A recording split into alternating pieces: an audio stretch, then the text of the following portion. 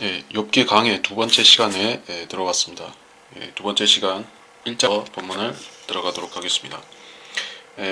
앞서 1장 19절까지의 본문에서는 욥의 첫 번째 마귀로부터 타격을 받았던 시험과 타격을 받았던 그 사건이 기록되었고, 이제 두 번째 시험이 오기 전에 욥이 하나님 앞에 겸비한 모습을 보이고 자신이 잘못한 것을 모르지만 일단 하나님 앞에 엎드려서 회개하는 이 장면이 시작됩니다. 20절부터 보도록하겠습니다. 그때 욥이 일어나 그의 겉옷을 찢고 머리를 밀고 땅바닥에 엎드려 경배하며 말하기를, 내가 내 어미의 태에서 맨몸으로 나왔으니 내가 맨몸으로 그리 돌아가리이다. 주신 분도 주시오 빼앗아 가신 분도 주시니 주의 이름을 송축하나이다 하더라. 이 모든 일에도 욥이 죄를 짓지 아니하였고 어리석게 하나님을 탓하지 아니하였더라. 자, 욥이 겉옷을 찢고 머리를 밀고 땅바닥에 엎드렸다는 것은 이것은 구약식으로 철저한 회개의 표시인 것입니다. 욥은 분명히 하나님께서 왜 이 일을 허용하셨는지에 대해서 이유를 알지 못했습니다. 그가 죄를 지은 것이, 그러니까 하나님 앞에서 특별히 이런 심판을 받아야 될 죄를 짓지 않았음에도 하나님께서 이것을 허용하셨다고 하면은 분명히 욥은 믿음이 흔들렸을 것입니다. 흔들리지 않는 사람이 있다면은 그것은 사람이 아니라 로봇이나 목석이 되겠죠. 하나님께서는 사람의 의를 갖춘 완전한 인격체로 하나님과 같은 감성을 갖춘 인격체로 창조하셨는데, 그러한 인격체로서 인간이 창조되었기 때문에 사람은 자기가 억울한 일을 겪으면은, 억울한 일을 당했다고 생각하면은 분개하고 원망하고 또 복수심을 갖기도 하고 이렇게 하는 것입니다. 우리나라의 많은 그리스도인들이 하나님께 특히 번영 신학과 은사주의가 팽배한 지금과 같은 풍토에서는 많은 사람들이 물질을 영적인 복, 그러니까 하나님의 말씀을 깨달아서 이 말씀을 통해서 영적인 복을 받고 향유하는 그 소원을 갖는 대신에 이 세상에 땅의 물질을 추구하다가 혹시 하나님께서 그 사람의 그것을 주셨다 할지라도 그 물질을 언제든지 하나님께서 회수해 가실 수 있다는 사실을 일부러 망각한 채 스스로 시험에 빠져드는 것입니다. 그래서 재산을 잃어버리면 그리고 건강을 잃어버리면 하나님을 원망하고 슬퍼할 뿐만 아니라 또 하나님을 저주하기까지 하는 일들이 많은 것입니다. 근데 욥은 여러 가지 면에서 지금의 신약 성도들보다도, 이 시대의 마지막 때 신약 성도들보다도 못한 처지에 있었죠. 하나님의 66권에 기록된 말씀을 욥은 갖고 있지 않았었습니다. 하나님께서 그와 분명히 성도의 교제를 하나님과 그가 가졌겠지만, 그래도 기록된 말씀이 있고 성령께서 지금 그리스도인이 안에 있는 것 같이 그 욥의 안에 내주하셔서 그한테 24시간 항상 소통할 수 있는 상태도 아니었습니다. 욥은 혹시 자기가 죄를 지을까, 또 자식들이 죄를 지을까 해서 하나님 앞에 먼저 희생제를 바치고 조심하고 혹시 받을지 모르는 재앙을 예비했던 것입니다. 대비했던 것이요. 그런데 그가 이유는 모르지만 먼저 일단 재앙이 닥쳤습니다. 그래서 재앙은 악한 일은, 불길한 일은, 그리고 내 재산이나 건강이나 기타 하나님께서 나한테 주신 모든 것들을 언젠가는 이 땅에 두고 가야 되는 것은 필연이고, 그것은 인생이 70이요 강가는 80이어도 하나님께서 호흡을 걷어가시면은 거기서 끝나는 것이지만은, 그 전이라 할지라도 언제든지 하나님께서 가셔도 인간은 항의할 수가 없는 것이죠. 왜냐하면 우리들 자신이 하나님의 죄인이고 또 회개하고 예수 그리스도를 믿었다 할지라도 모든 사람이 그 후에 온전하게 사는 것도 아니고, 또 이전에 지었던 죄들에 대해서 열매를 거둬야 하는 부분이 또 있기 때문에 사람은 자주 아프고 병들고 또 재난을 겪고 또 죽기까지 하는 것입니다. 욥은 그러한 전반적인 것을 받아들이고 시인하는 것이요. 하나님께서 나한테 이것을 주셨기 때문에 자식도 주셨고 그의 재산들도 주신 것이기 때문에 하나님께서 가져가신다 해도 하지 않겠다 이런 자세를 가진 것입니다. 표현한 것이요. 이렇게 해야 되는 것은 알지만 하나님께서 나한테 모두 주셨다는 것은 알지만 막상 도로 가져가시면 이렇게 고백할 수 있는 사람은 거의 없는 것이요. 해야 되는 줄 아는 것과 실제로 행동하는 것은 틀린 것입니다. 내가 내 어미 몸에서 태에서 맨몸으로 나왔으니 내가 맨몸으로 그리 돌아가리이다. 그리 돌아가리이다. 그리가 어딘가요? 태에서. 사람의 육신은 땅에서 나왔죠. 그래서 땅에 속한 것 육신으로 흙의 육신으로 살다가 죽으면 이 흙을 땅에 벌레에게 먹히고 이 흙이 되어서 없어지는 것이요. 사람의 몸이 그렇다는 얘기죠. 물론 욥은 자기가 흙이 되어서 없어진다고 말하는 것이 아니라 몸을 이 육신의 이 삶이 소멸된다는 것을 말하는 것입니다. 주신 분도 주시오 빼앗아 가신 분도 주시니 자 주신 분은 하나님이시오 빼앗아 가는 것은 마귀다 이렇게 말하지 않았습니다.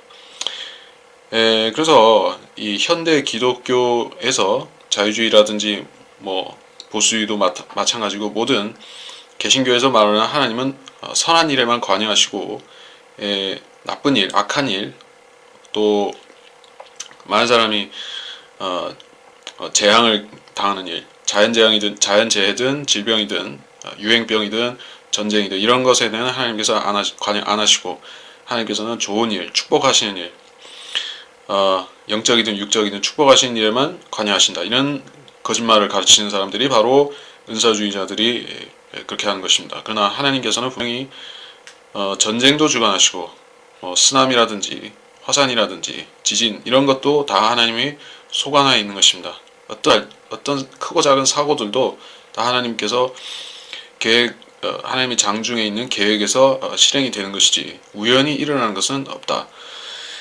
여기서 한 발 더 나가서 은사주의자들은 선한 일은 하나님께서 주신 것이라고 말하고 악한 일은 마귀가 준 거라고 말하지만 여기서 더 나가서 이것을 정반대 극단에서 말하는 사람들이 있죠. 모든 일을 하나님께서 다 주관하시고 심지어는 여러분이 모든 자기의 의지로 하는 행동들까지도 하나님께서 다 컨트롤 하신다. 생각과 말과 행동 여러분이 자기 의지로 하는 부분들이 있죠. 자기 의지에 속한 부분들이 있어요. 그걸 하나님께서 일일이 다 컨트롤 하시기 때문에 그것도 다 필연이다. 이렇게 말하는 사람들이 있는데 그것이 바로 칼빈주의인 것이죠. 그래서 칼빈주의는 모든 것이 필연이기 때문에 내가 예수를 믿는 것도 하나의 필연이자 운명이요. 믿지 않는 것도 하나의 필연이자 운명이요. 이렇게 이 논리가 전개가 되는 것입니다. 그러나 그런 식으로 하나님께서 컨트롤 하시는 것이 아니라 욥의 경우처럼 욥의 고백처럼 주신 분도 하나님이시오 가져가신 분도 하나님이시다. 만물이 하나님께로부터 나와서 하나님께로 돌아간다는 그 일반적인 진리를 만물이 그분께로부터 나와서 자 로마서 11장 36절을 보면 됩니다. 이는 만물이 그분께로부터 나와 그분을 통하여 그분께로 돌아감이라. 영광이 그분께 영원히 있으리로다. 아멘. 이제 어떤 본문인가 하면은 만물이 그러니까 창세기 1장 1절에 창조되었던 하나님께서 하늘과 땅을 창조하시니라 그때부터 시작해서 만물이 하나님께로부터 나왔는데 그 만물이 하나님께 원래 속한 것인데 지금은 이상하게 되어서 마귀가 다스리고 있죠. 이 둘째 하늘 밑에 세상을 마귀가 다스리고 있습니다. 또 인간들도 그 하나님의 통치를 안 받고 있죠. 그런데 그 만물이 그분께 속하고 그분께 돌아가게 된다. 사람만 그렇게 되는 것이 아니라 세상 자체가 하나님께 속하고 처음 하나님의 창조하신 의도대로 돌아간다는 것입니다. 그런 진리를 욥은 몰랐겠는가 하면 욥은 알고 있었죠. 창세기를 그때 기록된 창세기를 보고 안 것은 아니지만은 사람들이 창세기의 그 내용들은 다 알고 있었던 얘기예요. 만물이 하나님께서부터 나왔다. 지나온 자들은 만물이 빅뱅으로부터 출발했다 할 수 없는 조물주가 그것을 주었다 이런 식으로 말할지 모르지만 하나님께서 만물을 시간과 공간을 포함해서 만물을 하나님께서 창조하셨기 때문에 하나님께서는 그 만물을 자기 뜻대로 주관하실 수 있다 이런 얘기입니다. 주 이름을 송축하나이다. 그래서 그 욥은 하나님께서 그렇게 하실 수 있다고 인정한 것뿐만이 아니라 심지어 하나님을 송축하는 것입니다. 하나님 주의 이름을 송축하나이다. 이것은 대단한 용기, 대단한 고백이 아닐 수가 없습니다. 우리 이렇게 고백하는 사람들이 참 성도이겠지만은 내가 그렇게 못한다고 해서 내가 구원을 못 받았다는 것은 아닙니다. 누구나 사람은 자기 보존의 욕구가 강한 것이에요. 그래서 그 욕구가 우리 그리스도인들이라 할지라도 믿는 사람들이라 할지라도 항상 그 욕구가 있기 때문에 하나님을 높여야 된다는 것과 내 자신을 아껴야 된다는 욕구가 앞서거니 뒤서거니 이런 식으로 속에서 충돌한다. 바울은 그것을 겉사람과 속사람이라고 구분해서 말한 것이요. 겉사람은 낡아져가고 또 겉사람은 계속해서 육신의 일들을 추구한다고 했습니다. 속사람은 우리의 거듭났다면 우리들의 속사람은 하나님께 영광을 돌리고 또 하늘의 일들을 생각한다는 것이에요. 두 본성이죠. 두 본성이다. 영적인 할례가 없는 구약시대의 성도들이라 할지라도 그들이 하나님을 높이는 그 마음 자체는 하나님을 높이고 하나님께 영광을 돌리는 마음 자체는 우리와 다를 바가 없죠. 그들에게도 하나님은 창조주시고 우리한테도 그리스도인 우리한테도 하나님은 창조주시고 주신 분이고 우리한테 모든 것을 베푸신 분이기 때문에 그런 원리는 똑같은 것입니다. 이 모든 일에도 욥이 죄를 짓지 아니하였고 욥은 하나님을 원망하는 또는 신성 모독한다든지 저주하는 그러한 죄에 빠지지 않은 것이요. 구약시대에 기록된 십계명을 계시해 주시기 전까지 사람들은 기록된 율법에 따라서 행동하고 그 양심법에 따라서 판단을 받았었습니다. 그래서 그 법에는 하나님을 이름을 거룩하게 하고 이름을 헛되이 사용하지 말라든지 오직 나 외 다른 신을 내게 있게 말지니라 이런 말씀이 없었다 할지라도 양심 속에 그런 것을 주셨기 때문에 하나님이 아닌 우상을 섬긴다는 것이 죄라는 것을 다 아는 것이죠.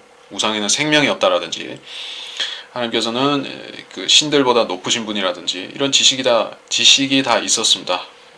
마음속에 지식이 있었던 것이요. 그래서 욥은 그 양심대로 판단하고 행동한 것입니다. 하나님께서는 창조주시고 나는 피조물이라는 그런 위치를 잊어버리지 않고 그것을 확실히 간직하고 자각했던 것입니다. 그래서 그는 실족하지 않았었습니다. 그리고 2장으로 넘어가겠습니다.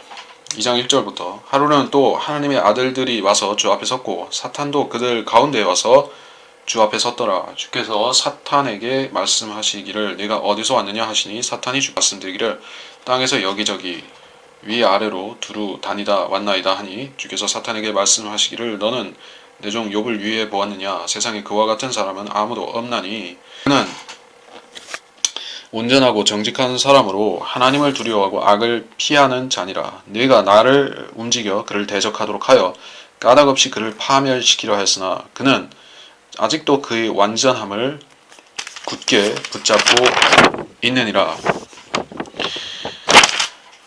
사탄이 주께 대답하여 말씀드리기를 사람의 피부로 사람의 피부를 받고 오니 정녕 사람이 자기 생명을 위하여 자기 모든 소유를 주리이다. 그러나 이제 주의 손을 내밀어 그의 뼈와 살을 치소서 그리하시면 그가 정면으로 주를 저주하리이다 하자. 주께서 사탄에게 말씀하시기를 보라 내가 그가 내 손에 있느니라. 다만 그의 생명은 남겨둘지니라 하시더라. 그러므로 사탄이 주의 면전에서 떠나 발바닥에서 머리끝까지 심한 종기로 욥을 치니. 자, 여기서 우선적으로 이제 살펴볼 것은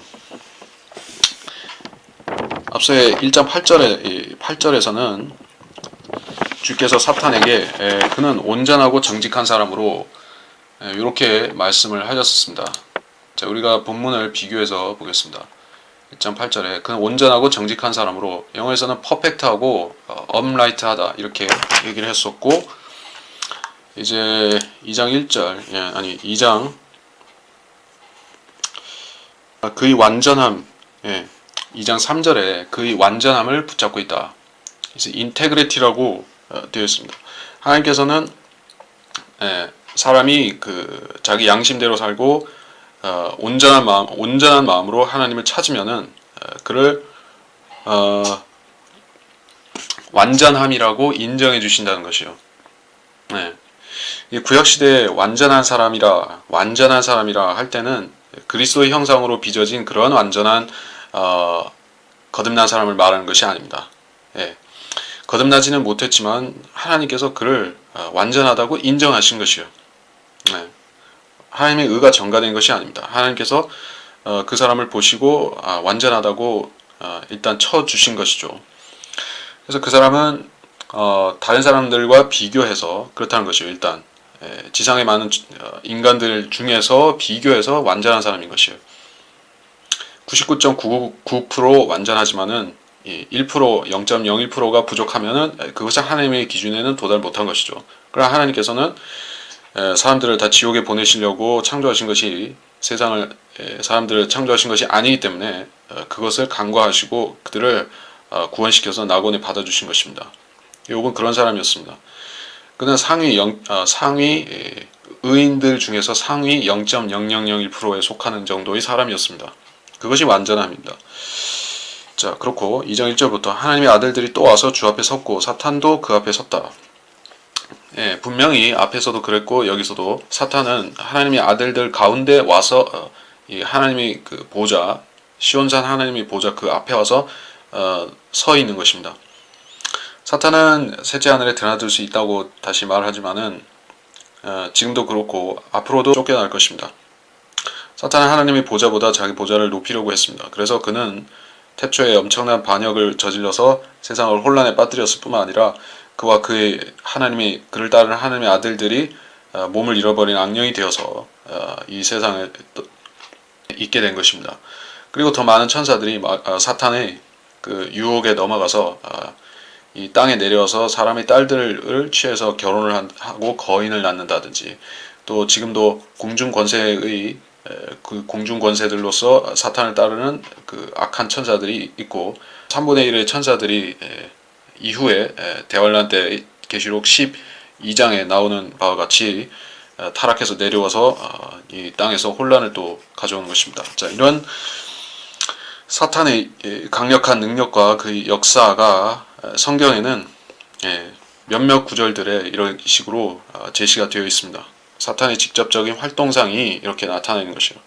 욥기에 이 부분이 그렇고, 뒤에 가면은 또 비히못과 리비아단과 비히못이 등장한 거기에서 더 직접적으로 사탄의 면모가 상세히 묘사되기 때문에 우리는 욥기를 사탄을 이해하고 사탄의 신비들을 밝혀내는 그런 책으로 우리가 공부를 해야 되는 것이다 하는 것입니다. 그래서 사탄은 또 말씀드리는데 땅에서 여기저기 위아래로 두루 다니다 왔나이다. 앞서도 말했지만은, 저번에도 말했지만은 사탄은 땅 속으로도 다닐 수가 있다 이런 얘기입니다. 땅의 중심으로 가면은 점점 뜨거워지고 거기에 멘틀, 외핵, 내핵 한 식으로 구분하는 공간이 있는데 정확히 사람들이 알지는 못하지만 거기에 어떤 용광로 같은 장소가 있는데 거기가 지옥이라는 것이죠. 사탄이 거기로 드나들 수가 있는가 하는 얘기입니다. 위 아래로라고 했으니까 지옥도 포함이 지하세계 지옥도 포함이 되겠죠.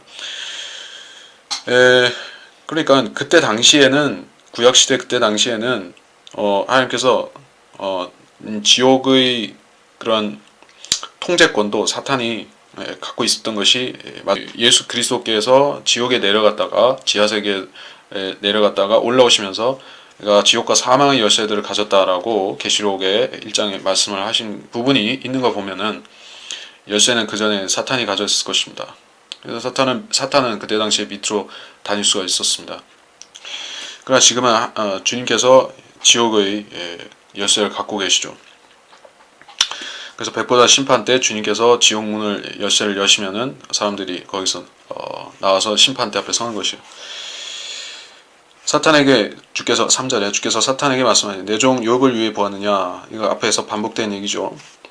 그리고 여기에 뒤에 그는 내가 나를 움직여 그를 대적하도록 하여 까닭 없이 그를 파멸시키려 하였으나 하나님께서는 욥의 그러한 재앙을 당할 만한 일을 하지 않았다라고 분명히 말씀하시는 것이요. 그러나 이것은 욥은 전혀 모르는 상태에서 사탄과의 사이에서 이 대화가 일어나는 것입니다. 그래서 하늘에서 일어나는 일들을 만일에 땅에 있는 그리스도인이 다 안다고 하면은 그는 분명히 더 거룩하게 살려고 노력하겠지만은 그러나 우리가 모르는 상태에서 욥처럼 하나님 앞에 겸손하다면은 하나님께서는 그거를 상을 주시는 근거로 쓰신다는 것입니다. 우리가 모든 것을 다 아는 상태에서 위에서 일어난 일들 다 아는 상태에서 우리가 하나님 편에서 행동한다고 하면은 그것은 마치 천사가 하나님 명령을 안 따를 때 어떤 벌을 받는지 알고 또 어떻게 해야지 하나님을 기쁘시게 하는지 모든 것을 다 100% 알고 순종하는 것 같은 그 정도의 순종밖에는 안 되는 것이요. 천사는 그렇게 한다는 천사들은 그렇게 하나님께 순종하지만 사람은 이 제한된 지각을 갖고 있죠. 영적인 세계에 대해서 제한된 지식과 지각을 갖고 있습니다. 그런 상태에서 하나님께서는 그를 이 땅에서 하나님의 말씀, 기록된 하나님의 말씀, 성경을 통해서 인도하신다는 것입니다. 그래서 이 인도를 따라가는 사람들이 하나님께 상을 받고 복을 받는다 하는 것이 성경이 가르침인 것이요. 그래서 내가 나를 움직여 대적하도록 까닭없이 파멸시키려 하였으나 그를 파멸시키려 하였으나 사탄은 궁극적으로 욥의 그런 재산과 자식을 빼앗는 정도로 끝나는 것이 아니라 욥이 하나님을 저주하고 하나님을 미워하도록 만들어서 욥 자체도 죽어서 지옥에 가는 그 결말까지를 의도한 것이요. 그거를 하나님께서 말씀하신 것입니다. 그러나 하나님께서는 욥이 그렇게 안 하리라는 것을 아시고 이 재앙들을 그에게 허락하신 것이요. 그리고 사탄은 분명히 이 부분까지 이 시점까지의 욥의 행동 때문에 신실한 행동 때문에 사탄은 한 방을 먹은 것이죠. 사탄이 망신을 당한 것입니다. 사탄의 생각대로 되지 않았고 오히려 욥이 더 신실하고 훌륭한 성도로 드러났기 때문에 사탄이 불리해진 것이요. 그러나 시험은 아직 진행 중이기 때문에 그 결과는 끝까지 가봐야 된다라고 사탄은 주장하는 것입니다. 100%를 다 시험해 본 것이 아니라는 것입니다. 사람이 100% 시험을 받는다는 것은 어떤 의미인가 하면은 재산이나 자식을 잃어버리는 정도가 아닙니다. 많은 크리스찬들이 불의의 사고로 자식을이나 가족을 배우자나 기타 등을 가까운 사람을 잃어버릴 때 크게 낙담하지만은 그 낙담은 하나님께서 그 사람이 성령이 내주하시고 그 사람이 하나님 말씀을 의존하는 그리스도인이라고 하면은 하나님께서 위로하시고 회복시켜 주시는 것이에요. 재산 같은 경우에도 마찬가지입니다. 잃어버려도 하나님께서 그 사람의 마음에 그리스도인의 마음에 평강을 주시면은 그것은 그 사람을 좀 걱정이나 우라는 그 사람을 좀먹지 못하는 것이에요. 근데 사람을 근본적으로 아주 극단까지 밀어붙이는 것이 몸이 아픈 것입니다. 통증, 몸이 아프다. 그리고 뭐 두통이다. 뭐 그 복통이 끊이지 않는다. 더 심각한 질환이다. 근데 사실 심각한 질환 중에서도 오히려 사람을 더 하나님께 밀착하게 만드는 병도 있는 것이요. 가령 암 같은 질병은 아예 극복할 수 없이 사람을 아주 시한부 인생으로 만드는 그런 종류의 질병이 있다고 하면은 그 사람은 오히려 모든 것을 그 마음의 짐을 내려놓고 주님을 신실하게 따르겠다는 그렇게 마음을 가질 수도 있는 것이요. 그런데 그런 질병은 아닌데 아주 귀찮은 질병이 있는 것이죠. 특히 피부병, 사탄은 이 질병도 아주 제대로 고른 것이요. 피부병, 거의 문둥병과도 유사하지만은 문둥병이 아니라 그런 가려움증을 수반하는 엄청난 그 피부가 다 헐어서 가려워서 견딜 수가 없는 병을 준 것이에요. 그래서 욥은 심지어 기도도 하기가 힘들 정도였습니다. 잠도 자기가 힘들었습니다. 그래서 정신적으로 엄청난 타격을 받은 것이요. 이러한 상태에 몰린 성도가 과연 견딜 수 있겠느냐. 사탄의 질문은 그것입니다. 사람이 육신을 가졌기 때문에 육신이 이렇게까지 너덜너덜해지게 되면은 결국에 그 사람이 자기 본의가 아니라 할지라도 불가리아의 하라란 포포프라든지 루마니아의 리차드 움브란트 목사 이런 사람들은 감옥에서 여러 해 동안의 고문을 10년이 넘는 고문을 고문과 그런 중노동과 그런 정신적인 압박을 받았었습니다. 그 사람들이 감옥에서 성경도 읽기가 힘들었고 기도도 하기가 힘들었음에도 그런 기간을 견뎌낼 수가 있었습니다. 그 사람들 안에는 결국 그 성령께서 위로자로 계셨기 때문에 내주하시는 성령이 계심으로 그들이 고난을 이길 수가 있었지만은 욥은 그것도 없었다는 얘기죠. 오로지 자기 자신의 의로서 그 심각한 고난과 지겨운 그런 피부병을 견뎌야 했던 것입니다. 어떤 약속도 없었습니다. 우리가 말하는 구원의 보장, 셋째 하늘로 죽으면 셋째 하늘로 간다. 성령께서 우리 안에 계셔서 인을 치셨다. 이러한 보장이 있어서 죽으면 하늘로 갈 수 있다는 확실한 미래의 소망이 있는 것도 아니었습니다. 물론 욥은 자기가 의를 계속 고수하는 한해는 하나님께서 자기를 안 버리실 거라고는 생각했지만은 고난이 지속되는 것을 보면서 자기 고난이 줄어들지 않고 오히려 친구들까지 와서 자신을 비방하고 조롱하고 이런 것을 보면서 점점 절망에 빠져들고 있는 것입니다. 그래서 그리스도인들보다도 훨씬 열악한 상황에 있었음에도 욥은 버텨냈던 것이요. 사람이 이러한 상황까지 몰려서도 버틸 수 있다면은 하나님께서는 그 사람을 당연히 의인이라고 부르시는 것이죠. 그걸 온전함이라고 완전함이라고 부르시는 것입니다. 사탄이 주께 대답해 봤습니다. 사람의 피부를 바꾸오니 사람이 자기 생명을 위해 자기의 모든 소유를 주리이다. 피부로 피부를 바꾼다. 눈에는 눈, 이에는 이 이런 말씀도 있죠. 그리고 여기서 피부로 피부를 바꾼다는 것은 사람이 죽게 되면은 아무리 억만장자라 할지라도 병에 걸려서 죽게 되면은 쌓아둔 돈이나 부동산이나 이런 것이 쓸모가 없죠. 그래서 어떤 그 라카마 박사님이 책에 이런 걸 쓴 적이 있죠. 어떤 억만장자 실업가가 있었는데 아주 비싼 고급 레스토랑에 가서 그 사람이 자리에 앉아 있는데 맞은편에 보니까 돈이 별로 없는 그런 젊은 청년이 스테이크를 시켜서 먹는 것을 봤다는 것이요. 근데 자기는 빵과 물밖에는 먹을 수가 없는, 또 식빵과 물밖에는 먹을 수가 없는 처지에 있는 그런 사람이었던 것입니다.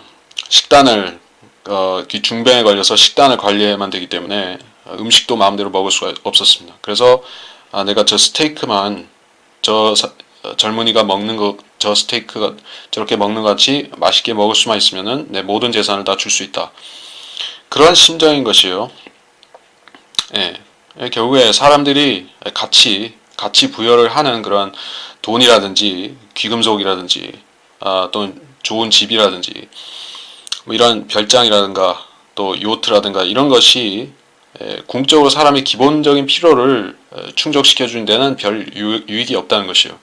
몸이 아프다고 하면은 그 좋은 집을 팔아서 그 해결할 수가 없습니다.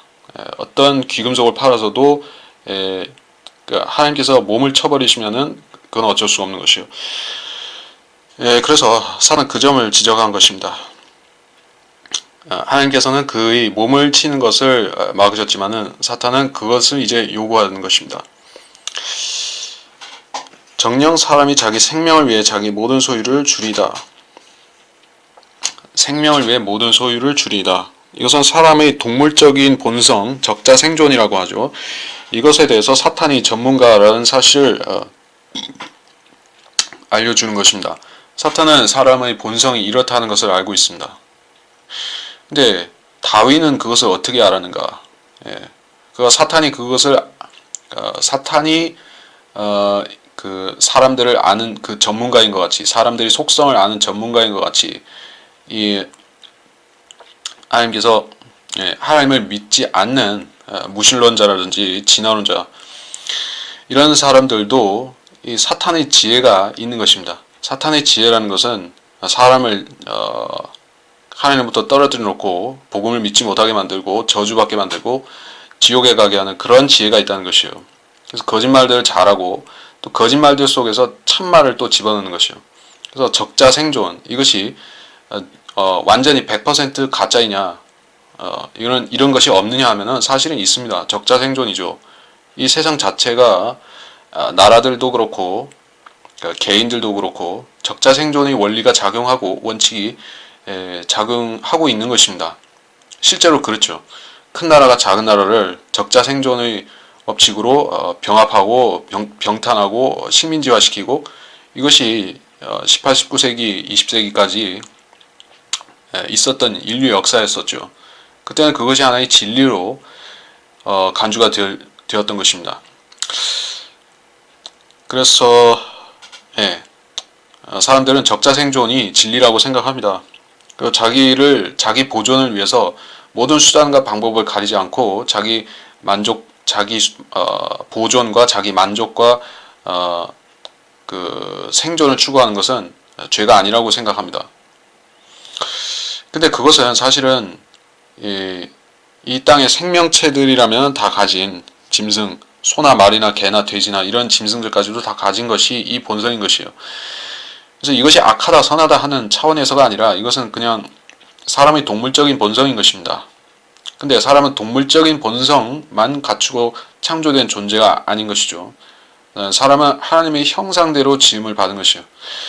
하나님께서는 자기 보존의 욕구가 그러면 없으신 것입니까? 하면은 그렇지는 않습니다. 하나님께서는 영원한 생명을 가지셨죠. 영원한 생명을 가지셨고, 하나님께서는 영원한 생명을 절대로 빼앗기시고 소멸되시는 분이 아니죠. 하나님께서는 영원히 사시는 분이기 때문에 자기 보존을 추구하지 않으시는 것 뿐입니다.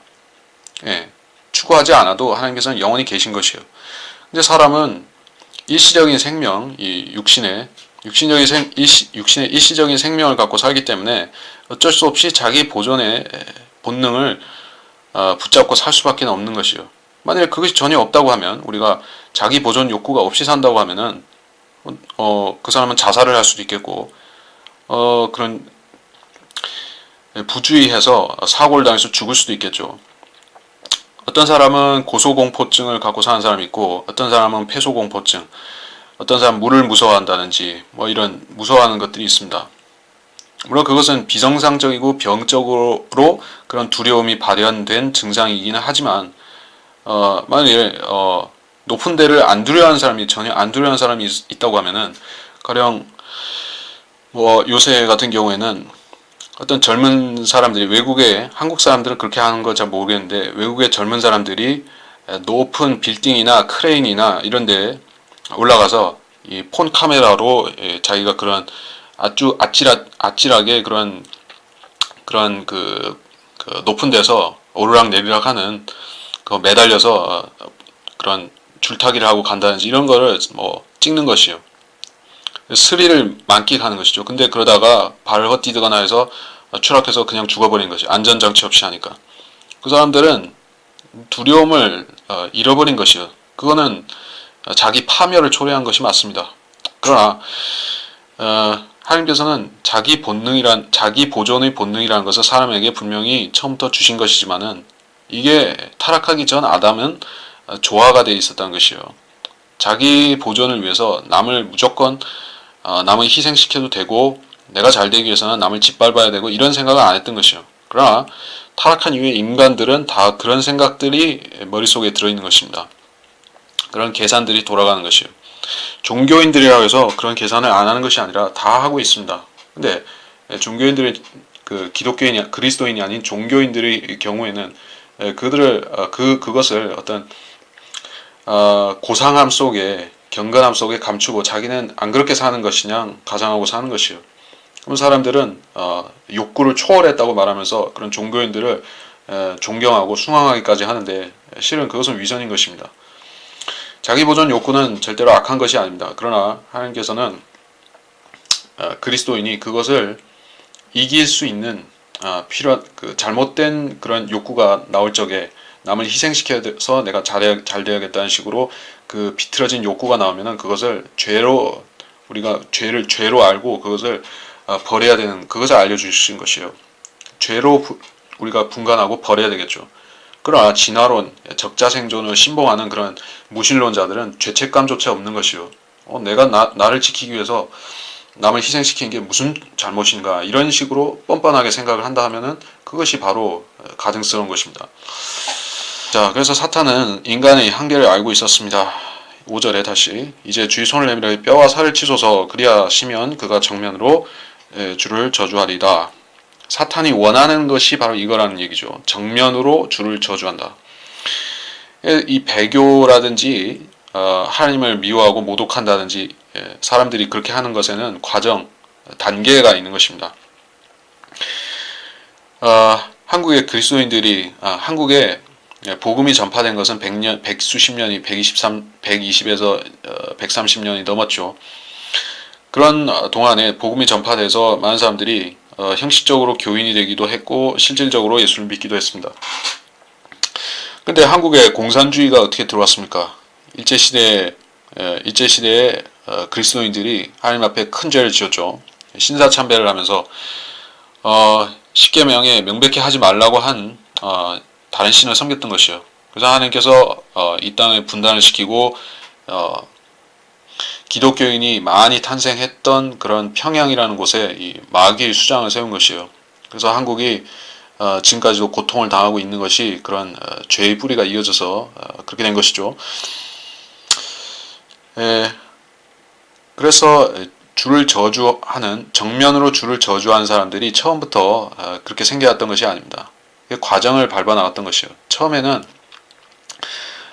복음을 순수하게 믿는 사람들은 안 그랬는데 순수하게 믿지 않고 자기 어떤 그 출세를 위해서 믿는다든지 문명화되고 개화되고 이 나라를 발전시키기 위해서 우리는 기독교를 개정해야 된다. 이렇게 그 나라의 발전, 민족의 발전하고 연계시켜서 하는 사람들이 있었습니다. 3.1운동 때 기독교인들이 거기 있었죠. 기독교 목사들이 거기에 동참했던 것입니다. 그 사람들은 하나님 말씀과 이 나라 민족이 잘 되는 거하고 같이 생각한 것이에요. 사실은 최우선적으로 보는 것이 예수 그리스도가 최우선인 것이에요. 그리스도인한테는 그것을 우선순위를 잘못 놓게 되면은 재판관기에 이스라엘이 했던 것 같이 그 사람들이 정상적인 판단을 못하고 믿는 사람들이 천방지축으로 되어버리는 것입니다. 그래서 그 뒤에 많은 사회주의자, 공산주의자들이 이 기독교를 믿다가 배교한 사람들이 거기서 많이 나온 것이에요. 그리고 나서 마침내 이 마귀 자식들이 나와서 공산주의 나라를 세운 것입니다. 그리고 지금은 그 나라가 더욱 마귀적으로 변해서 어떤 공산주의가 하나의 봉건 사회의 독재가 됐죠. 로마 카톨릭의 암흑시대에 못지않은 그러한 사악한 독재가 된 것이요. 그래서 정면으로 주를 저주하는 사람들은 바로 대환란 때 적그리스도를 따르는 그 적그리스도가 하나님을 모독하고 하늘의 성막에 있는 자들을 욕하고 저주하는데 그 저주하는 것에 따라하는 사람들이 바로 계시록에 짐승의 표를 받은 그 사람들인 것입니다. 그 사람들에 대해서 계시록 16장 11절에 나오죠.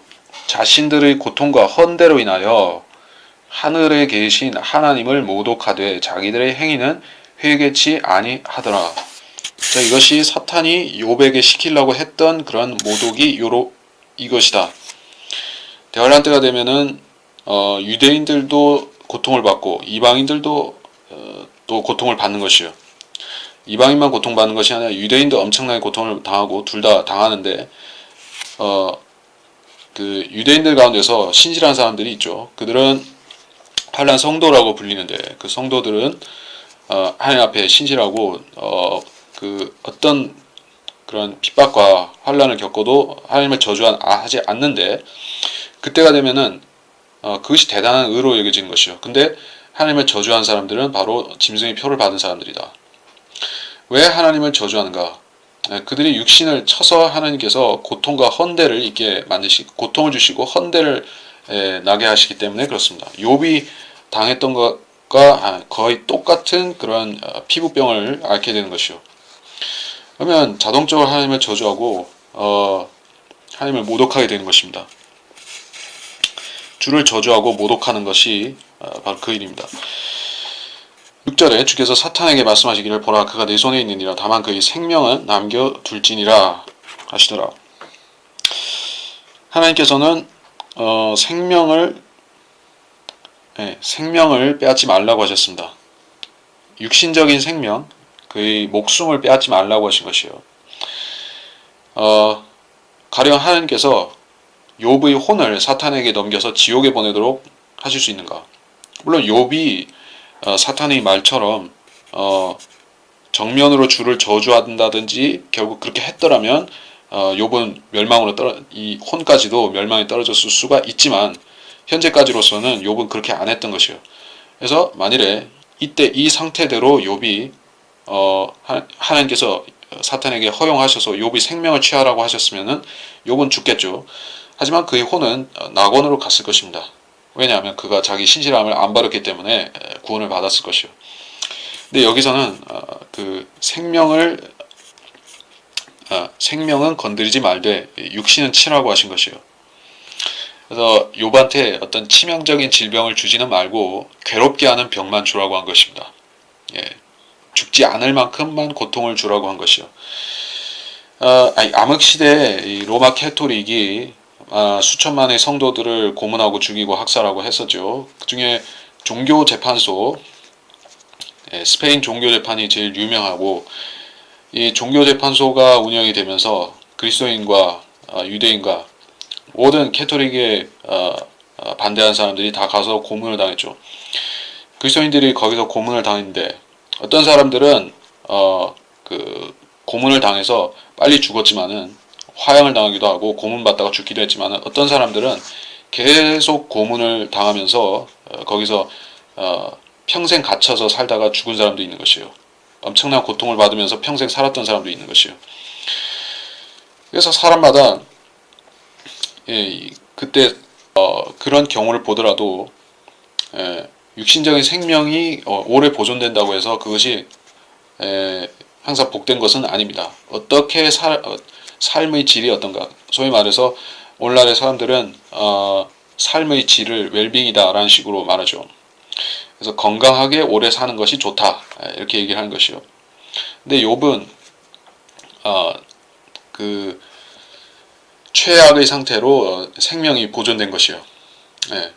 마치 말하자면 아담이 선악과를 먹고 그 뒤에 그 생명과를 잘못해서 먹었다면은 결국에 그의 상태는 한 1000년쯤 지나서 2000년쯤 지나서 계속 아담이 살았으면은 욥처럼 아주 비참하게 늙어갔을 것입니다. 물론 피부병은 심각한 상태지만은 사탄은 사람이 가장 두려워하는 부분을 찌른 것이에요.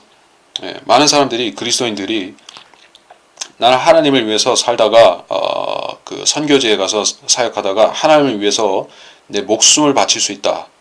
내가 죽으면 죽으리라 하는 사람들이 있습니다. 실제로 그 사람들은 신실한 생각과 선한 의도로 그렇게 얘기를 하는 것이요. 근데 실질적으로 그 사람들이 자기가 원하는 대로 죽고 안 죽고 하는 것이 하나님께서 허락하셔야 되는 것이죠.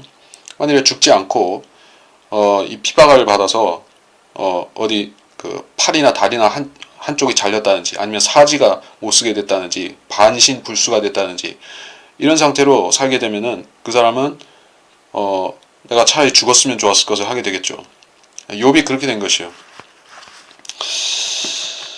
그러니까 성도가 순교를 하겠다 말겠다 하는 것이 사람의 뜻대로 되는 것이 아니다는 것입니다. 오늘날 많은 사람들이 대환란을 가깝기 때문에 대환란에 들어가면은 이렇게 저렇게 하면서 자기가 뭘 하나님 뜻대로 순교를 하겠다 하는 사람들이 더러는 있습니다. 소위 환란 통과를 주장하고 가르치는 사람들이 그렇게 한다. 근데 그 사람들은 하나님의 뜻을 온전하신 뜻과 기뻐하신 뜻과 선하신 뜻의 그 구분들을 할 수가 없는 것, 하지 못하는 것이요. 하나님이 온전하신 뜻은 사람이 행복하고 만족하고 행복하고 기쁘고 하나님처럼 하나님과 똑같은 기쁨을 누리는 것이요. 영원히 복된 상태에서 자 이것이 궁극적이고 영원한 하나님의 사람에 대한 온전한 뜻입니다. 그리고 기뻐하시는 뜻이 있죠. 기뻐하시는 뜻은 욥이 이렇게 고난을 받으면서도 신실함을 버리지 않고 하나님을 미워하지 않는 것 같이 그렇게 고수하는 것이 하나님 기뻐하신 뜻이 될 수가 있죠. 하나님의 선하신 뜻이 또 있습니다. 그럼 어쩔 수 없이 하나님께서 하셔야 되는 부분이 있는데 가령 욥이 실족해서 하나님을 저주하고 하나님께 삿대질하다가 지옥에 갔다고 하면은 하나님께서는 그 잘못을 심판하신 것이에요. 그 의는 무효가 된 것이에요. 에스겔서에도 나오지만은 의인이 의롭게 행하다가 죄를 지어서 회개하지 않고 죽으면은 지옥에 가죠. 그러면 하나님이 공의가 집행된 것이에요. 그러면 하나님이 선하신 뜻이 이루어진 것이다. 우리가 하나님이 어떤 뜻에 맞춰서 우리가 사는가, 선하신 뜻에서 맞춰서 한다고 하면은 세상에 구원받지 못한 모든 죄인들과 다를 바가 없습니다. 그러나 기뻐하신 뜻에 맞춰서 산다고 하면은 그 사람은 목표를 올바로 설정하고 나아가고 있는 것이요. 그 사람은 궁극적으로 하나님이 온전하신 뜻에 도달할 것입니다. 욥도 지금 하나님이 기뻐하신 뜻 안에서 온전하신 뜻으로 나아가고 있는 것이요. 사탄은 그를 하나님의 선하신 뜻으로 끌어내려서 지옥에 보내려고 하는 것이죠. 자, 7절부터 그러므로 사탄이 주의 면전에서 떠나 발바닥에서 머리끝까지 심한 종기로 욥을 치니. 자, 종기로 쳤다라고 되어 있습니다. 이것은 피부병인데 고름과 딱지가 계속 진물이 나면서 짓물렀다가 다시 아물고 짓물렀다가 아물고 이런 상태가 반복이 되는 악성 피부병입니다. 이런 질병이 우리가 성경에서 가장 이런 질병 가운데서 무거운 병이 바로 문둥병이죠. 문둥병이 최악의 질병입니다. 물론 문둥병은 가려움증이나 이런 것을 일부 수반하지만은 사람을 무감각하게 지게 이 감각을 신경 말단을 마비시켜서 점점 살이 썩어서 문드러지게 만드는 것이 문둥병인데 사실 욥은 문둥병과 증상은 같으면서 가려움증이 같이 수반된 것이요. 엄청나게 가려움증이 수반된 것입니다. 그러니까 대환란 때에 그 짐승의 표를 받은 자들에게 문둥병이 생길 것인데 그 문둥병이 바로 욥한테 붙은 그러한 악성 종기와 같은 류의 문둥병입니다. 일반 문둥병은 그냥 무감각하게 살이 썩지만은 이거는 아주 고통스럽게 그 가려움증을 겪으면서 살이 썩어가는 것이에요. 자, 그래서 욥이 질그릇 조각을 가져다가 그것으로 자기 몸을 긁고 제 가운데 앉아있더라. 그때 그 아내가 욥에게 말하기를 당신이 아직도 당신의 온전함을 간직하려 하느뇨 하나님을 저주하고 죽으라 하더라. 그러나 욥은 그녀에게 말하기를 당신은 어리석은 여자들 가운데 하나가 말하듯이 말하는도다. 무슨 말을 그리 하느뇨 우리가 하나님의 손에서 좋은 것을 받았을진데 나쁜 것도 받지 아니하겠느뇨 하며 이 모든 일에도 욥은 자기의 입술로 죄를 짓지 아니하더라. 질그릇 조각을 가져다가 질그릇 조각, 도자기 이런 그런 도기를 말하는 것이요. 그러니까 이때 약을 쓸 수도 없는 상황이 되었다라는 얘기입니다. 그러니까 주님 당시에 문둥병자들은 마땅히 어떤 민간 처방 외에 어떤 치유 약이 없었던 것이요. 물론 욥의 당시에 병을 치료하는 약이나 의사나 이런 것이 전혀 없었던 것은 아닐 것입니다. 사람들이 수 이전이나 이후에나 그런 그 초기 시대에도 사람들은 문명이 다 있고 약도 있었던 것이요. 근데 나을 수 없는 그런 불치병 종류가 있는 것이요. 여기 본문에 나오는 것은 그 악성 피부병인데, 성경에 그 문둥병이 시작된 그런 원산지로 거론되는 장소가 바로 이집트죠. 이집트에서 온 질병이다. 물론 욥도 에돔에 살고 있는데, 거기에 그 에돔 족속은 그 힛족, 그 에돔이 힛인 아내를 얻어서 거기서 그 족속들이 나왔죠. 에돔의 후손들이 나왔습니다. 그리고 거기에 에돔에는 이집트 사람들도 드나들었던 것이요. 거기에 문둥병이 당연히 있었겠죠. 그 외에 다른 피부병을 포함해서. 그래서 사탄이 가져온 질병이 욥에게 번진 것이요. 그래서 사실 대환란 때에 피부병으로 고통을 받는 사람들은 악인들이죠. 악인들이 1차적으로인데, 그리고 유대인들은 성도들은 그 14만 4천 명이 하나님의 인침을 받아서 재앙으로부터 지켜진 것 같이 환란 때 신실한 성도들은 지켜주시는데, 욥은 여기서 질병에 이런 악성 피부병에 걸린 것이요. 그럼 욥이 짐승의 표를 받았거나 형상에 절하는 사람들의 예표가 되느냐? 뭐 꼭 그런 것은 아닙니다. 여기서 피부병을 갖다는 것은 대환란 때 고통을 당하는 유대인들을 상징적으로 말한 부분도 있습니다. 그러나 짐승의 표를 받은 자들이 동일한 고통을 받을 것도 분명히 사실인 것이요. 그들의 생명은 한동안 보존이 되는 것이요. 대환란 때 짐승의 표를 받은 자들의 생명은 한동안 보존이 되기도 합니다. 고통을 받는데 생명이 보존됩니다.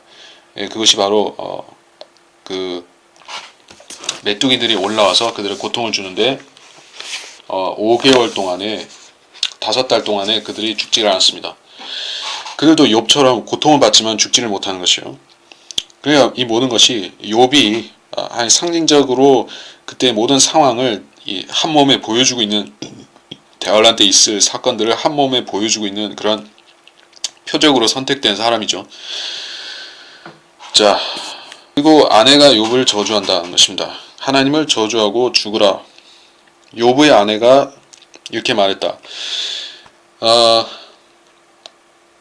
욥의 아내가 원래 악인이었느냐, 악한 여자였느냐, 그 큰 바빌론과로 상징되는 그런 타국 여인 같은 그런 사악한 여인이었는가, 이세벨 같은 여인이었는가 하면은 그렇게 나오지는 않습니다.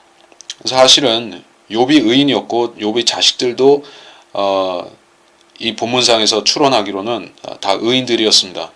욥만큼은 아니라 할지라도. 그렇다면 부모가 다 온전히 그러니까 의롭기 때문에 자식들도 그랬을 것이에요.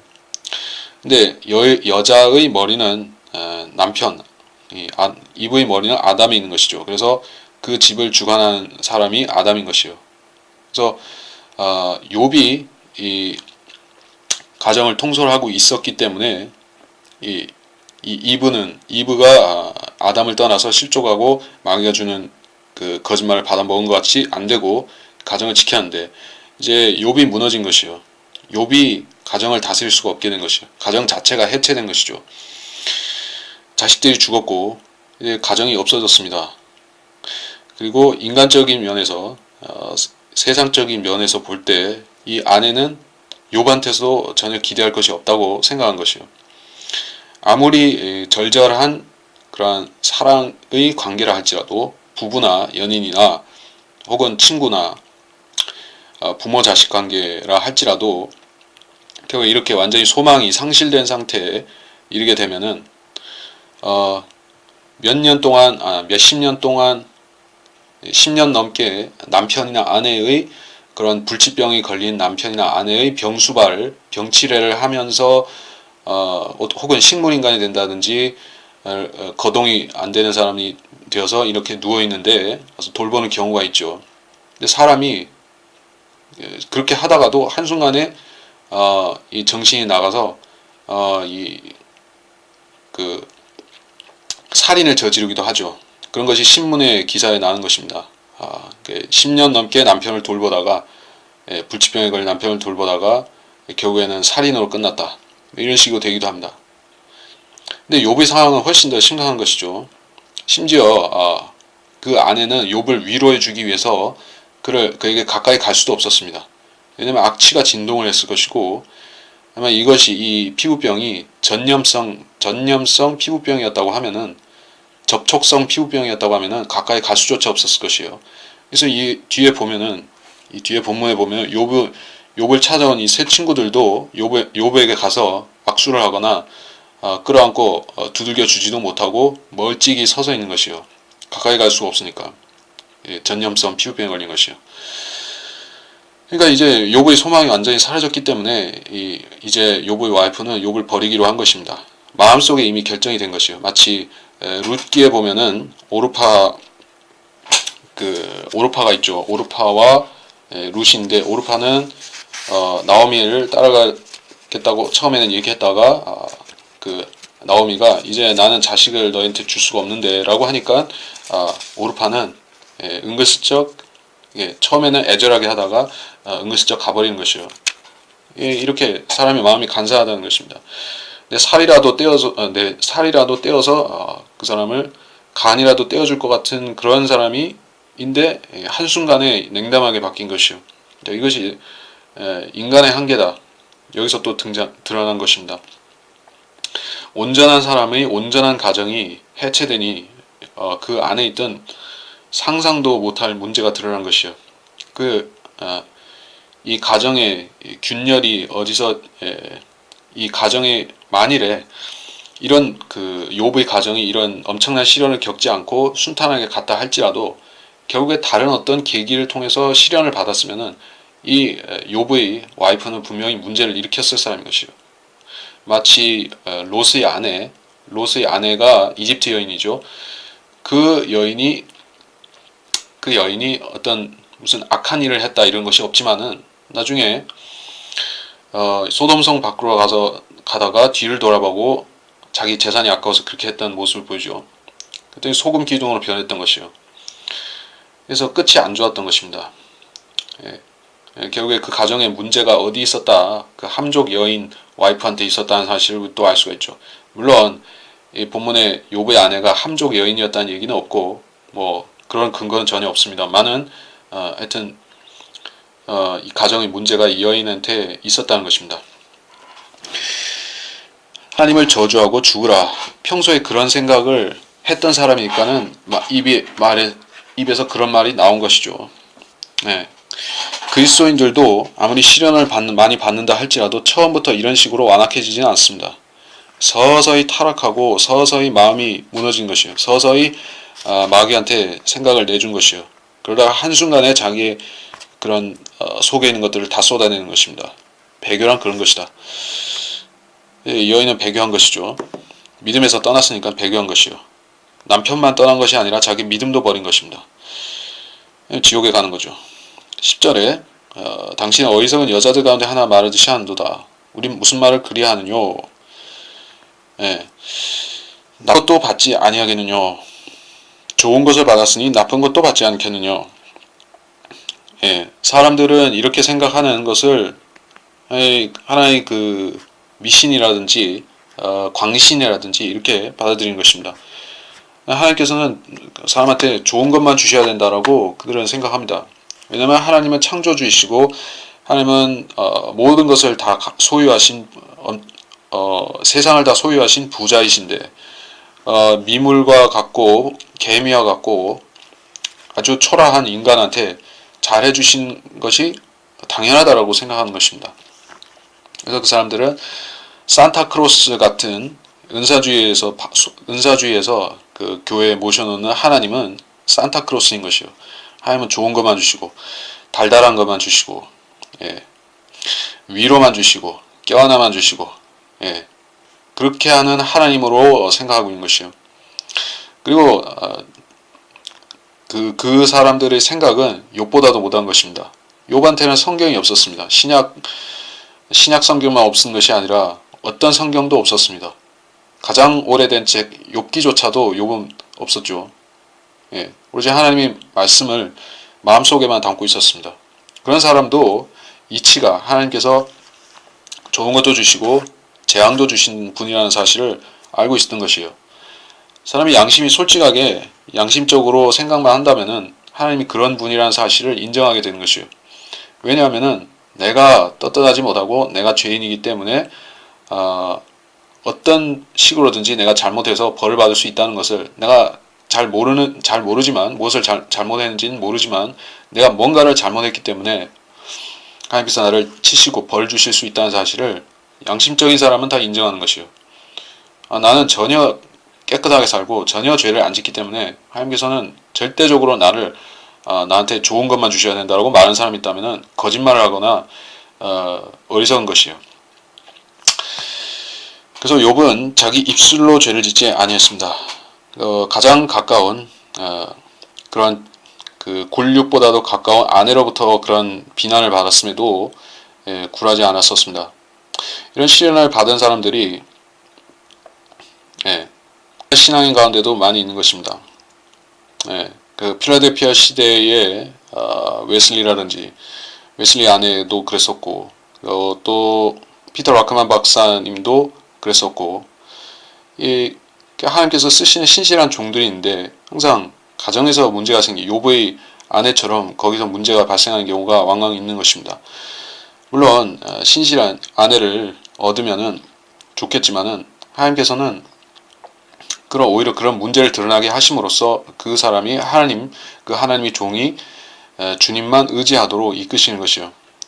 그래서 욥은 드디어 완전히 자기 혼자가 되었습니다. 완전히 혼자가 되었습니다. 진공 상태처럼 혼자 남았습니다. 그래서 이제는 욥은 자신과의 싸움을 해야 되는 때가 온 것이요. 사람이 가장 많이 실패하고 그리스도인들이 가장 많이 죄를 짓게 되는 것이 다른 외부로부터의 그런 공격이나 핍박을 받는 그것이 아닙니다. 외부로부터 핍박을 받는 사람들은 항상 영적으로 항상 깨어있을 수밖에 없고 항상 대비하고 있어야 되기 때문에 긴장하고 있어야 되기 때문에 잘 실족을 안 하는데 그래서 핍박받는 그리스도인들은 외부에서 볼 때는 힘들어서 어떻게 살까 하지만은 그 사람들은 나름 적응이 되어서 산다는 것입니다. 이제까지 이 앞부분에까지 욥의 상태가 그러했었습니다. 어려움은 전부 외부에서부터 왔었고 질병도 가장 질병은 그를 거의 녹다운 시킬 뻔 했지만은 그것도 견뎌냈습니다. 근데 이제는 욥은 자신과의 싸움을 해야 되는 것이죠. 자기 마음이 자기를 공격하는 것입니다. 자기 자아가 자신을 공격하는 것이요.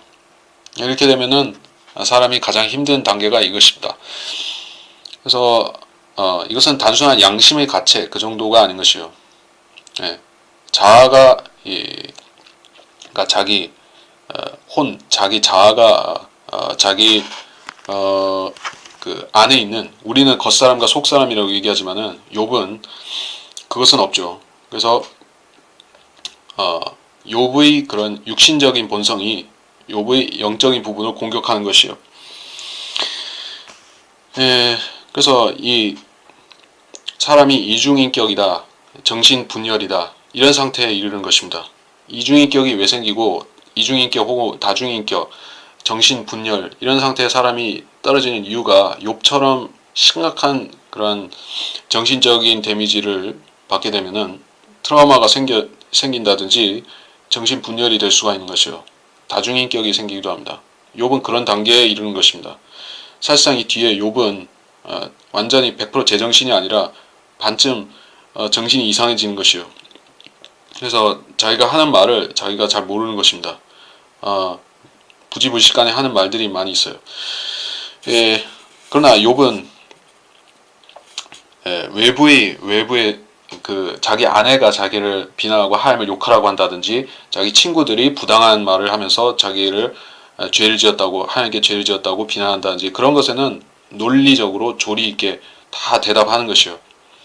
아무리 최악의 상태에 있다 할지라도 그리스도인은 그러한 특징이 있는 것이요. 물론 욥이 그리스도인은 아니지만 그리스도인들은 화양대 앞에 가서도 암흑시대도 그런 일이 많이 있었고, 왕이나 그 총독이나 왕이나 황제나 이런 사람들이 앞에 와서 무섭게 해도 논리적으로 조리 있게 대답을 하는 것을 우리가 순교사를 보더라도 많이 볼 수가 있습니다.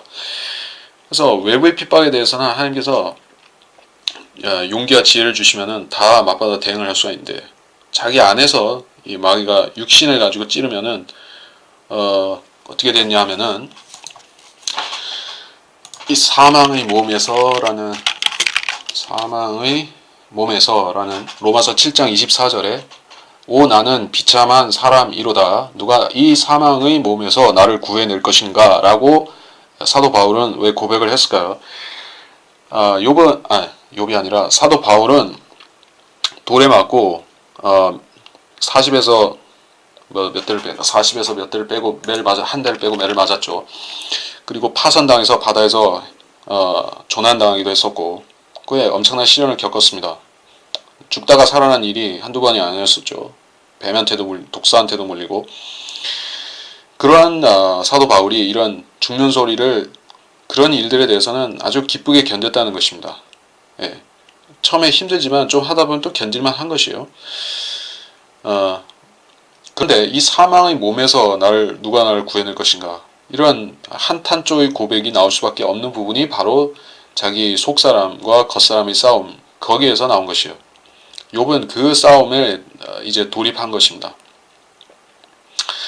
그래서 우리가 외부가 있어요. 그러니까 영적 전쟁이라든지 그렇죠. 영적 전쟁은 이 세 부분으로 나뉘는 것이요. 육신의 정욕과 안목의 정욕과 생의 자랑이죠. 그래서 육신의 정욕, 안목의 정욕, 생의 자랑인데 이렇게 바운더리를 이렇게 구분해 보면은 욥은 세상의 자랑, 그 부분은 욥의 명성, 욥의 신분, 그는 거의 족장에 준한 신분이었었죠. 근데 재산을 다 잃어버렸습니다. 물질적으로 몰락한 것이요. 거지가 됐습니다. 그 세상 자랑이 없어진 것이요. 육신의 정욕, 그리고 세상의 자랑이 없어졌습니다. 그리고 안목의 정욕, 자식들도 없어지고, 자식들이 크는 것을 보는 그러한 소망이나 재미도 이제는 없습니다. 안목의 정욕도 없어진 것이요. 그리고 육신의 정욕, 이것도 추구할 수 없게 된 것이요. 육신 자체가 이렇게 극심한 병에 걸렸기 때문에 사망의 몸에서 누가 나를 건져낼 것인가. 그리스도인은 모두 살아있는 영을 가졌고 죽은 몸을 가진 것이요. 영적으로. 그래서 그런 그리스도인한테는 아무리 최상의 상태에 있는 몸이라 할지라도, 건강한 몸이라 할지라도 이것은 사망의 몸이다, 이렇게 되는 것입니다. 그 사망이라는 것은 영적으로 죽었다는 것입니다. 우리가 십자가에서 우리 몸을 십자가에 못 박았다라고 할 때, 그러니까 주님 갈보리 십자가에 우리 몸을 못 박았다라고 할 때 그것은 영적으로 했다는 얘기죠. 육신적으로 실제 못질을 하는 것이 아니라 영적으로 못 박은 것이죠. 사망의 몸입니다. 그래서 욥도 그리스도와 거의 유사한 상태에 유사한 경험을 한 것입니다. 신약 성도는 아니었지만 몸이 사망에 넘겨진 것이요. 산채로 사망에 넘겨진 것이요. 십자가에 못 박힌 것 같이 그런 상태가 된 것입니다. 그래서 이 단계에서 욥은 두 가지 선택을 할 수가 있는 것이요. 계속 자기 몸을 십자가에 못 박은 것 같은 그런 상태에 남겨놓고 견디는 것이요. 십자가에서 주님께서 6시간 동안에 견딘 것 같이 계속 견디는 선택이 있습니다. 둘째는 견디지 않고 그 십자가의 그 한쪽 강도가 했듯이 하나님을 저주하고 조롱하고 이렇게 하는 것이요. 그러면 그 강도는 당연히 지옥에 갔으니까는 욥은 그렇게 하나님을 욕하고 그 자기 몸뿐만 아니라 혼까지 멸망할 수가 있습니다. 그리고 세 번째 선택은 예수 그리스도를 주로 고백한 강도처럼 주님께서 왕국에 임하실 때, 주의 왕국에 임하실 때 저를 기억하여 주소서라고 주님께 소원을 의탁하는 것이요. 그 갈림길에서 욥은 계속 직진하는 것입니다. 견디는 것이요. 욥의 바라는 것은 먼저 자기가 앞질러 가서 선택하지 않겠다는 것입니다. 말하자면 자기는 자살하지 않겠다는 것이요. 이 정도 극한 상황에 이르면은 그리스도인이라고 하면은 이와 비슷한 극한 상황에서 자살을 선택할 수도 있는 것이요. 사람이기 때문에 소망이 없어졌으니 그냥 죽겠다고 할 수 있는데 욥은 그렇게 안 했다는 것입니다. 자신은 끝까지 가겠다고 말하는 것이요. 시시비비를 끝까지 가려보겠다는 것입니다. 이게 의라고 말할 수가 있지만은 우리가 이해해야 될 부분은 욥한테는 어떤 성경도 어떤 향상된 계시도 없었다는 것입니다. 그래서 욥이 끝까지 견디기로 선택한 것은 결과적으로는 하나님의 축복이 되었습니다. 결국에 하나님께서 성도의 덕목 가운데서 인정하신 덕목이 오래 참는 것, 인내죠. 하나님의 성품 중에 하나이기도 합니다. 욥은 참아보기로 한 것입니다. 그때 욥의 세 친구가 욥에게 닥친 이 모든 재앙을 듣고 자기 고장으로부터 왔으니 테만인 엘리파스와 수아인 빌닷과 나아마딘 소팔이니 그들이 서로 약속을 하고 욥과 함께 슬퍼하고 그를 위로하러 왔더라. 그들이 멀리서 눈을 들었으나 그를 알아보지 못하자 목소리를 높여 울더라. 또 그들은 각기 자기 겉옷을 찢고 하늘을 향하여 자기들 머리 위에 티끌을 뿌리더라. 그리하여 그들이 그와 함께 7일 낮과 7일 밤을 땅바닥에 앉아 있었으나 그에게 한마디도 하는 사람이 없었으니 이는 그들이 욥의 고통이 매우 심한 것을 봄이더라. 욥에게 세 친구가 있었습니다. 근데 그들은 먼 지방에 살고 있었던 것이요. 그의 이름은 엘리파스와 빌닷과 소팔이었습니다. 그 지역 테만인이라고 지역을 가지고 그 족속을 구분하고 있습니다. 나아만인, 수하인, 나아만인 이들 모두 이방인들이죠.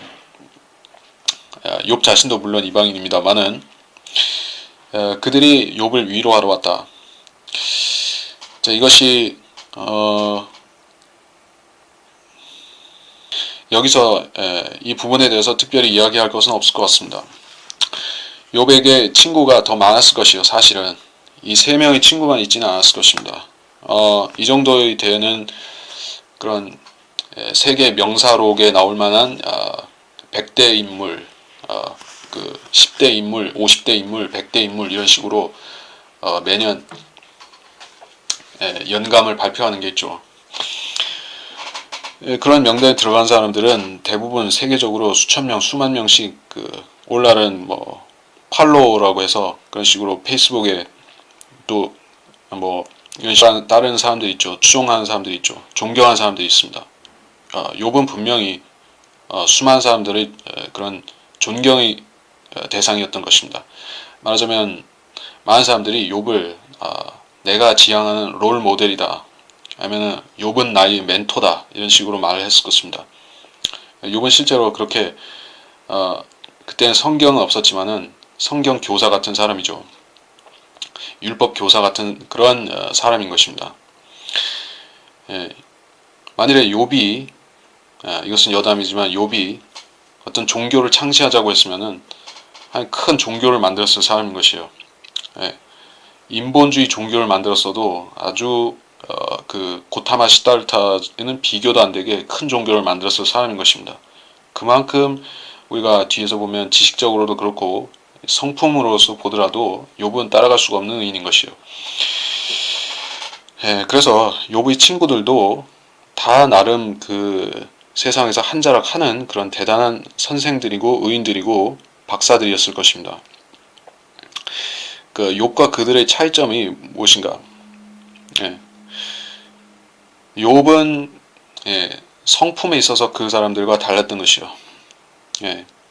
겉으로 고수하는 것, 소위 겉으로 종교인인 양 그렇게 하는 것, 신실한 기독교인인 양 사는 것, 보여주는 것, 그런 것은 오늘날의 제도 교회를 다니는 사람들도 얼추 맞춰서 하는 것입니다. 그들도 그 엘리파스와 빌닷과 소팔처럼 보여줄 수가 있는 것이요.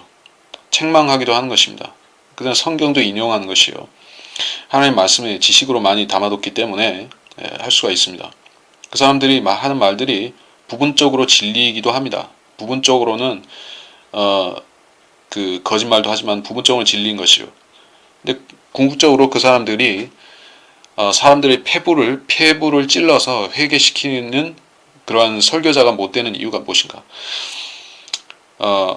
많은 목사들이 지식을 뽐내지만 설교자로서 자격이 없는 이유가 무엇인가 하면은 공감을 할 수가 없다. 공감 능력이 안 된다는 것입니다. 그들은 욥처럼 되어본 적이 없습니다. 꼭 욥처럼 되어보지 않는다 할지라도 오늘날의 그리스도인들은 욥처럼 될 수가 있습니다. 왜냐하면 우리가 성경은 하나님께서 우리한테 교훈과 교리를 주셨지만은 교훈으로 주셨다는 말이 무엇인가 하면은 우리한테 다시 말해 그 성경의 모든 말씀들을 우리한테 공감을 시키라는 것이에요. 우리와 공감이 되게 하라는 것입니다. 내가 이 말씀을 보면서 최대한 공감하라는 것이요. 말씀 안에서 내가 공감하고 이해하라는 것입니다. 그 상황에 나를 맞춰서 대입해 보라는 것이요. 나라면 어땠을까 하는 식으로 대입해 보라는 것입니다. 그렇게 하게 되면 우리가 성경과 공감하고 교감하게 되는 것이다. 공감 능력이 높은 공감 능력이 뛰어난 사람은 그 지식이 뛰어난 사람보다도 더 훌륭한 성경 교사가 될 수가 있습니다. 그러니까 대부분 사람들은 지식은 출중하더라도 공감 능력이 전혀 떨어진다든지 아니면은 공감 능력은 좀 되는데 지식이 아주 없어서 성경을 못 가르치는 사람도 있습니다. 그래서 사실 둘 다 될 수 있으면은 그 사람은 피터 락크만 박사처럼 그런 하나님께서 둘을 쓰시는 성경 교사가 될 수도 있겠죠. 그래서 욥은 그런 사람이었었습니다. 근데 이 나머지 세 친구는 그런 사람들이 아니었던 것이요. 그들은 근본주의자나 보수주의자나 이런 기독교 석학이나 이런 사람이었습니다. 그들은 아주 지식이 출중했지만 욥의 상황에 맞는 충고를 해줄 수 있는 지혜가 없었습니다. 욥과 같은 상황을 상정하고 생각하고 살아본 사람들이 아닌 것이요.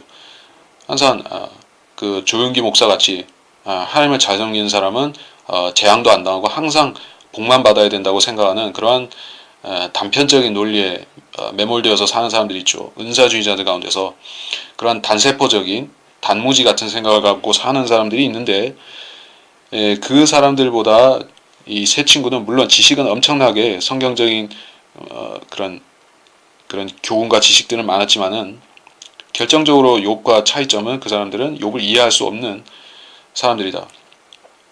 십을 이해할 수 없는 사람들이다. 같은 말입니다. 십자가도 하나의 공감입니다. 예수 그리스도가 나의 죄를 위해서 십자가에서 죽으셨다. 이론적, 논리적 그런 어떤 선언적인 진술로서 받아들일 수는 있지만은 공감하는 것은 또 별개의 문제라는 것이요. 나의 십자가로 받아들인다. 주님께서 죽으신 갈보리 십자가가 내가 죽어야 되는 내 육신을 못 박아야 되고 너 내 죄들을 거기 못 박아서 죽여야 되는 그 십자가로 받아들이는 그 공감은 또 별개인 것이요. 욥은 그 훈련을 하고 있는 것이요. 하나님께서 사람이 되셔서 가장 낮은 위치로 내려가시는 거기에 어떻게 공감할 수 있느냐. 자기가 벌레처럼 되어보고 자기가 최악의 상황에 처해서 벌레 같은 그런 모습이 되면은 벌레같이 되신 예수 그리스도를 이해할 수가 있는 것이요. 욥은 그런 사람이 되었습니다. 되어 가고 있습니다. 빚어져 가고 있습니다. 그런데 이 세 친구는 거기서 아주 그것과 비교도 할 수 없이 그런 간장 종지 수준의 영적 수준인 것이요. 그럼에도 그들이 욥을 보았을 때 욥의 상태가 너무 비참하고 절망적이었기 때문에 그들의 인간적인 애도를 표하고 있습니다. 자, 보시면은 그들이 멀리서 눈을 들었으나 알아보지 못하자 울더라. 겉옷을 찢고 하늘을 향해 티끌을 뿌리더라. 그들은 욥을 죽은 사람처럼 생각하고 있어요. 사실 욥은 죽은 것과 거의 차이가 없을 정도로 비참해져 있었습니다. 단지 목숨만 붙어있는 것 외에 욥의 육신이나 그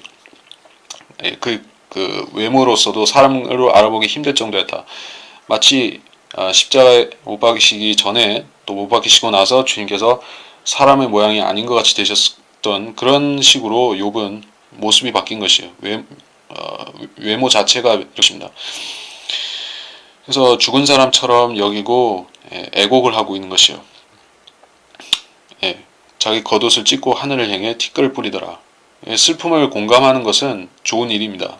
그래서 그들은 그러한 이거는 동양적인 전통이라고도 말할 수가 있는데, 이웃의 슬픔을 내 슬픔처럼 여기고 그 동양에는 서양에 없는 많은 그런 전통들이 있습니다. 이를테면 장사를 지내면, 사람이 죽어서 장사 지내면은 그 이웃들이 가서 곡을 한다든지 뭐 이런 것이 그 곡을 하고, 유대인들도 곡하는 사람들이 있었습니다. 복음서에 보시면은 그 해당장 야이로의 딸이 죽었을 때 그 집에 곡하는 사람들이 가서 있었습니다. 곡군들이라고 하죠. 요새도 뭐 중국에도 뉴스에 보니까 곡 전문으로 이렇게 돈 받고 가서 곡해주는 사람들이 직업인들이 있는 것이요. 서양 사람들은 그런 거 잘 이해를 못하죠. 왜 그런 거를 돈 받고 가서 곡을 해주고 그렇게 하느냐. 슬픈 거는 그냥 자기가 슬프고 끝나는 거지, 다른 사람 시켜가지고 곡하면서 이렇게 이해가 안 되죠. 근데 이거 동양적인 것이다. 그것은 이웃의 슬픔을 자기 슬픔으로 나눈다는 그런 말하자면 십시일반같이 슬픔을 나누는 그런 의식인 것이에요. 욥의 친구들은 동양 사람인 것이, 동양 전통을 가진 동양 사람, 셈족의 전통을 가진 그 사람들인 것이요. 그래야 그들이 7일 낮과 7일 밤을 땅바닥에 앉아 있었으나, 자, 그들은 욥을 이해해 보고자, 욥과 가장 가까운 위치로 내려가서 이해해 보고자 자기 나름 최선을 다하는 모습입니다. 그래서 땅바닥에 앉아 있습니다. 욥과 같이 되어서 욥을 이해해 보려고 하는데 7일 동안 그렇게 했습니다. 여기서 7일이라는 이 7일 낮과 7일 밤이라는 이 기간은 이스라엘이 영적으로 죽어 있다가 이 환란 끝에 무덤에서 부활하듯이 실제 부활도 하고 영적으로 부활도 하고, 이러한 그 주님의 재림과 함께 이스라엘이 살아나는 그때까지 이 기간을 7일 낮과 7일 밤이라고 우리가 볼 수가 있겠죠. 7일, 이것은 다니엘의 70째 주의 7년을 말할 수가 있는 것이에요. 그래서 세 친구가 와서 욥의 절박한 상황을 7일 동안 보면서 애달파하고 있었습니다. 욥의 고통이 매우 심한 것을 봄이더라. 이것이 야곱의 고난의 때라고 우리가 성경에서 야곱의 고난의 때라고 에레미야서 30장 7절에서 말씀하신 그 때인 것입니다. 물론 그 야곱의 고난의 때 중에서 한 때와 두 때와 반 때, 즉 후 3년 반이 엄청난 고난과 고통의 때가 되겠지만, 전 3년 반이라는 그 기간에도 고통은 있기 때문에 욥의 고통이 매우 심한 것은 이 7일 낮밤이라고 이렇게 되어 있는 것입니다. 그래서는 그 6시간 동안 십자가에서 고통을 받으셨죠. 그리고 주님께서는 사흘 낮과 사흘 밤 동안에 그 지하세 무덤에 몸이 계시고 지하세계에 혼이 갔다 오셨던 것입니다. 그래서 이 욥의 고통은 마치 살아서 지옥을 경험하는 것 같은 그런 고통인 것이요. 이스라엘은 예수 그리스도를 믿어서 구원을 받았으면은, 민족적으로 구원을 받았으면은 그들이 이 3년 반 동안의 그런 그 살아서 지옥을 겪는 것 같은 고통을 안 당해도 되었겠죠. 그러나 그들이 예수 그리스도를 사도행전에서 보듯이 그들을 거절하고 유대교를 믿었기 때문에, 유대교를 따라갔기 때문에 그들은 구원을 받지 못하고 지금도 무덤 속에 있는 것 같이 쭉 살아왔다가, 이방에 갇혀서 살아왔다가 지금 조금 숨통이 트여서 이스라엘이라는 나라를 세우고 살고 있습니다. 그러나 그들은 다시 포로로 잡혀갈 것이고 7년 동안 고통을 당할 것입니다. 자, 이것을 우리가 욥기에 이런 언급들을 통해서 야곱의 고난의 때를, 대환란을 예상해 볼 수가 있는 것입니다. 그래서 이번 시간에 13절까지 보고 다음 시간에 3장부터 다시 나가도록 하겠습니다.